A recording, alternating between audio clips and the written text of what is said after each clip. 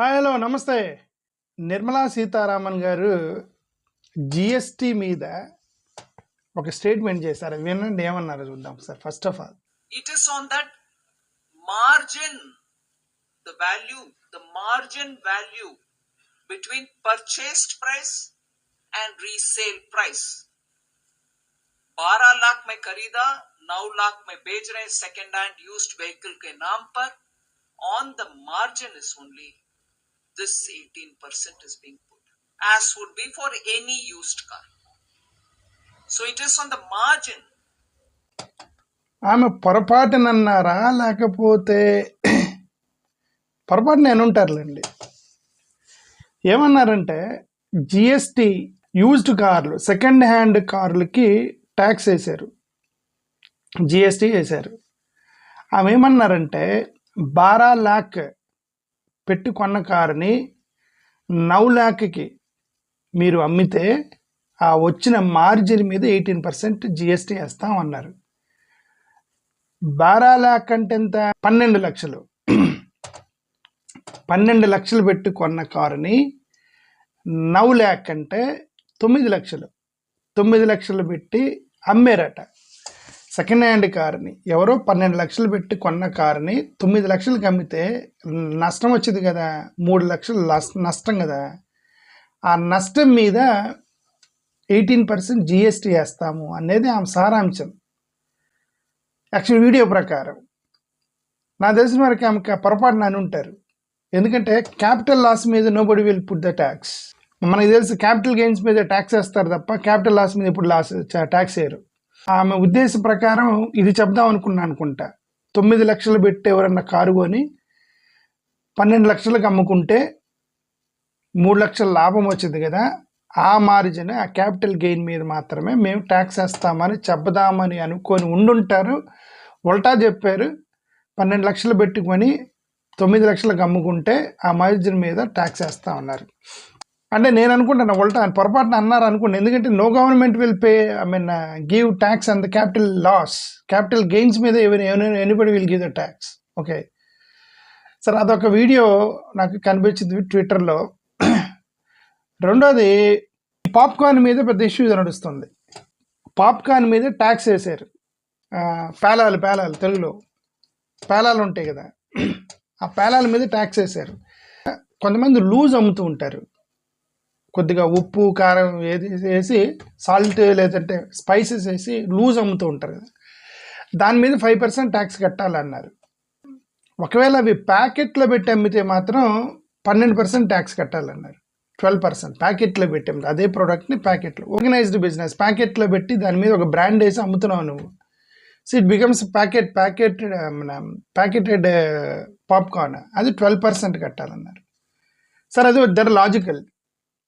Illogical ఏంటంటే caramel పాప్కార్న్కి మాత్రం 18% కట్టాలట. ఫ్రైడ్ అని అర్థం. ఫ్రై చేసిన దాన్ని హీట్ హాట్గా అమ్మారనుకోండి, క్యారమెల్ ప్రోడక్ట్ అంటారు. అది పాప్కార్న్ కానీ, చికెన్ కానీ, మటన్ కానీ నీకు బాగా ఫ్రై చేసి హాట్గా ఉన్నప్పుడు ఇచ్చినప్పుడు క్యారమెల్ అని అంటారు. మరి ఎందుకంటే క్యారమెల్ పాప్కార్న్ 18% ఎందుకంటే ఏం చెప్పిన ఆన్సర్ ఏంటి, ఏం అది చెప్పలేదు. జనరల్గా ఈ క్యారమెల్ పాప్కార్న్స్ ఇవన్నీ ఎక్కడంటే సినిమా హాల్లో, షాపింగ్ మాల్స్లో, పెద్ద పెద్ద ఎగ్జిబిషన్స్లో, ఎక్కడెక్కడైతే మాస్ కూర్చొని ఉంటారో జాతరలు జరిగే దగ్గర యాక్చువల్గా ఈ క్యారమెల్ పాప్కార్న్స్ ఎక్కువగా విరివిగా అమ్ముడుపోతూ ఉంటాయి. చాలా ఎక్కువ కాస్ట్లు పెట్టుకుంటూ ఉంటారు. అది కూడా ఏంటంటే కొద్దిగా సిటీలోనే ఎక్కువగా పోతుంటాయి ఈ పాప్కార్న్స్. దీని మీద 18% ట్యాక్స్ వేశారు. ట్యాక్స్ వేస్తే దాని ఏంటి డిఫరెన్స్ ఏంటి? నువ్వు ప్యాకెట్ పెట్టి అమ్మితే 12% ట్యాక్స్ అన్నావు, కెరమెల్ పాప్కార్న్ అయితే 18% ట్యాక్స్ అన్నావు. దానికి ఏంది డిఫరెన్స్ అంటే ఏం చెప్పడం ఏంటంటే కెరమెల్ పాప్కార్న్లో షుగర్ వేస్తారని చెప్పారు. షుగర్ వేస్తారట. అంటే షుగర్ వేస్తే 6% ఎక్కువ ట్యాక్స్ కట్టాలా షుగర్ వేస్తే? అంటే the way she explains, sugar ఉంటుంది క్యారమెల్ పాప్కార్న్లో, that's why we are giving 18% tax కట్టాలి. ఇదేంటి, మనం టీ తాగుతాము, టీకి నువ్వు ట్యాక్స్ వేస్తావు, షుగర్లెస్ తాగితే 12% ట్యాక్స్ కట్టాలి, విత్ షుగర్ తాగితే 18% ట్యాక్స్ కట్టాలా? ఇలాజికల్ కదా అది.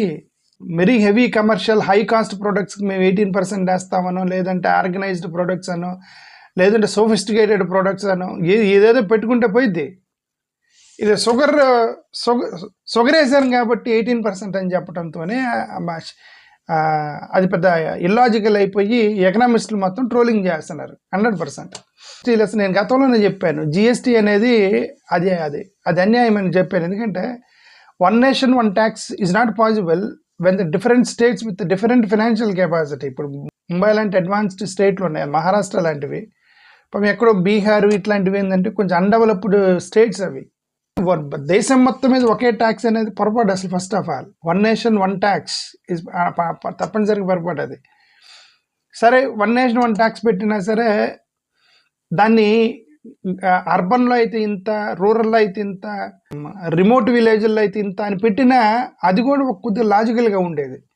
సో దేశం మొత్తం మీద ఒకటే ట్యాక్స్ అంటే that is the biggest blunder. ఎందుకంటే the different areas with different financial capacity, income levels. సరే అది ఒకటి పెట్టారు, అది నా అభిప్రాయం లేండి. అది everybody may not agree with my point. Okay, Modi garu ఈ మధ్యలో ఏం మాట్లాడి నెహ్రూ గారితో పోల్చుకుంటున్నారు. మీ నెహ్రూ అట్లా చేసేవాడు, మీ నెహ్రూ ఇట్లా చేశాడు, మీ నెహ్రూ ముస్లింకి సపోర్ట్ చేశాడు, నెహ్రూ ముస్లిం అని ఇట్లా. నెహ్రూ ఇస్ కాశ్మీరీ బ్రాహ్మణ్, ఆయన్ని ముస్లిం అని చెప్పేసి అరే పురాతన కాలంలో వాళ్ళ అమ్మతో తీసుకున్న ఫోటో ఒకటి షేర్ చేసి, వీళ్ళు నెహ్రూ వాళ్ళ అమ్మతో తీసుకున్న ఫోటో ఒకటి షేర్ చేసి, వాళ్ళ అమ్మ బొట్టు పెట్టుకోలేదు, ఇది ఇలా కట్టుకుంది కాబట్టి ముస్లిము.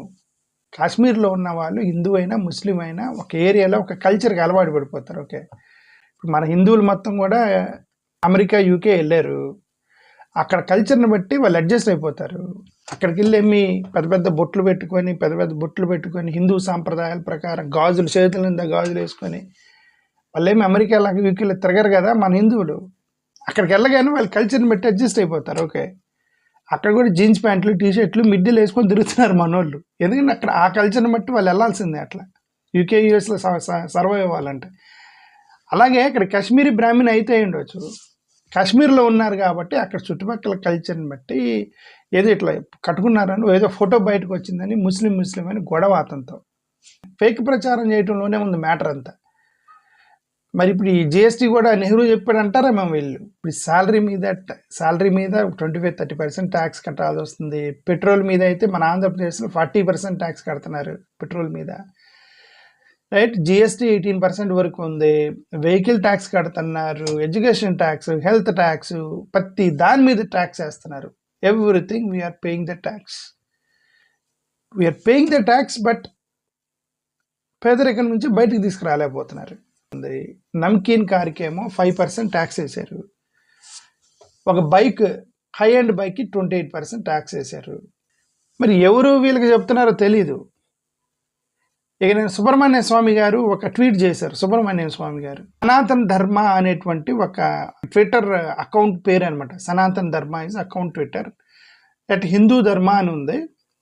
మేబీ ఎవరో సనాతన ధర్మాన్ని కాపాడేటువంటి ఒక సోషల్ మీడియా యాక్టివిస్ట్ అయ్యి ఉండొచ్చు. అతను ఒక ట్వీట్ చేశాడు. యాక్చువల్గా నిర్మలా సీతారామన్ అనే ఒక జస్ట్ ఫేసే. యాక్చువల్గా ఆమె నిర్ణయం తీసుకోదు. ఆఫీస్ టీంతో నేను మాట్లాడాను, ట్విట్టర్లో అతను పోస్ట్ చేసి మాట్లాడాను. నాకేం చెప్పారంటే ఆమె జస్ట్ రబ్బర్ స్టాంపే, ఫైనాన్స్ మినిస్టర్ అనేది ఏమీ లేదు, స్టేషన్ ఆమె తీసుకోదు, పిఎంఓ ఆఫీసులో పంపిస్తారు. ఓకే, ఆమె వచ్చి ప్రెస్ మీట్ పెట్టాలి, అంతవరకే. ప్రధానమంత్రి ఆఫీసులో ఒక నిర్ణయం తీసుకొని ఒక ఫైల్ పంపిస్తే సంతకం చేసి ప్రెస్ మీట్ పెట్టాలి, అంతే పని అని ఈ సనాతన్ ధర్మ అనేటువంటి అతను ట్వీట్ చేశాడు. దాన్ని రీట్వీట్ చేస్తూ సుబ్రహ్మణ్య స్వామి ఒక కామెంట్ చేశాడు. Yes, I agree, she knows zero economics అని పెట్టాడు. Zero economics. యాక్చువల్లీ ఆమె ఎంఏ ఎకనామిక్స్ చదువుకుంది, Nirmala Sitharaman garu MA economics, but she knows zero economics అని సుబ్రహ్మణ్య స్వామి కాదు, చాలామంది. ఇప్పుడు ఆమెను ఎందుకు పెట్టారో మరి ఫైనాన్స్ మినిస్ట్రీ ఇది 3rd టైంలో పెట్టారు ఆమెను. ఓకే, 12 లక్షలు పెట్టుకున్న కార్ని మీరు 9 లక్షలు అమ్ముకుంటే 3 లక్షలకి ట్యాక్స్ వేస్తాము, ఆ మార్జిన్ మీద ట్యాక్స్ వేస్తున్నామంటే దాన్ని క్యాపిటల్ లాస్ మీద ఎవరు ట్యాక్స్ వేయరు. ఓకే, సరే ఆమె పొరపాటున మాట్లాడి ఉంటారులేండి అది. ఇది సనాతన ధర్మ అనే అతను చెప్పిన ప్రకారం ఏంటంటే పీకే మిశ్రా అనే వ్యక్తి నరేంద్ర మోడీ గారి ఆఫీస్లో ఉంటారట. పీకే మిశ్రా అతను తీసుకుంటాడంటే డెసిషన్స్ మొత్తం, అతను మొత్తం డ్రాఫ్టింగ్ చేసి బడ్జెట్కి సంబంధించిన మొత్తం పంపిస్తే నిర్మలా సీతారామన్ గారు సంతకం చేయడమే ఆ పని, అంతవరకే అతను సారాంశం అనమాట. అడిగారు ఏంటంటే what is the difference between salted and caramel popcorn అంటే, when popcorn is mixed with sugar అంట, it is no longer a namkeen, it will be taxed at 18% అంట. చూడండి, షుగర్ అయిపోతే నమ్కీన్ అంట, షుగర్ వేస్తే నమ్కీన్ కాదంట. అది అది దట్స్ హౌ. అందుకే సుబ్రహ్మణ్య స్వామి అన్నట్టు జీరో ఎకనామిక్స్ తెలుసు ఆమెకంది. సుబ్రహ్మణ్య స్వామి యాక్చువల్గా అతను బీజేపీ, అతను ఈజ్ ఆల్సో బీజేపీ. అయినా సరే దట్స్ వాట్ ఈ సేస్. లెస్ నాలెడ్జ్ తోటి గట్టిగా చెప్పడం అనేది చాలా ఇంపార్టెంట్. నాలెడ్జ్ లేనప్పుడు నాలెడ్జ్ ఉన్నట్టు చెప్పడం. నరేంద్ర మోడీ గారు దీంట్లో నెంబర్ 1 తిట్ట. కరెక్ట్గా చాలా స్ట్రాంగ్గా మాట్లాడతాడు, చాలా తప్పులు మాట్లాడతారు. స్ట్రాంగ్గా అది ఆ సబ్జెక్ట్ తెలియనోడికి ఆయన ఒక పెద్ద విప్లవాత్మకమైన ఫిలాసఫర్ లాగా అనిపిస్తాడు నరేంద్ర మోడీ గారు. ఎగ్జాంపుల్ ఒకటి చెప్తున్నా మీకు.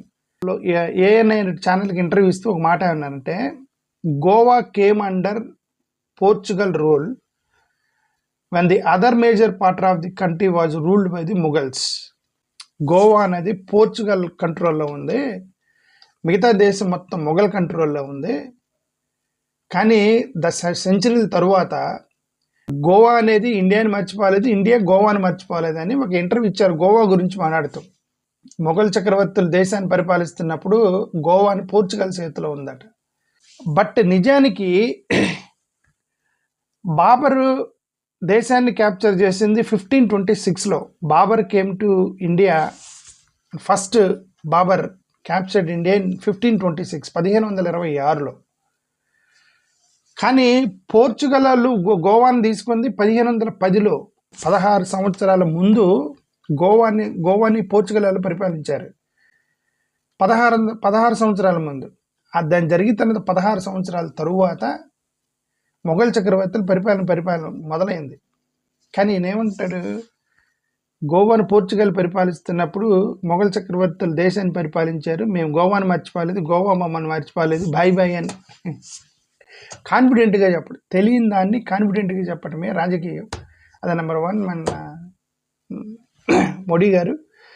ఇట్లాంటి గతంలో 2-3 కూడా చెప్తుంటారంట. అంతే. Thank you.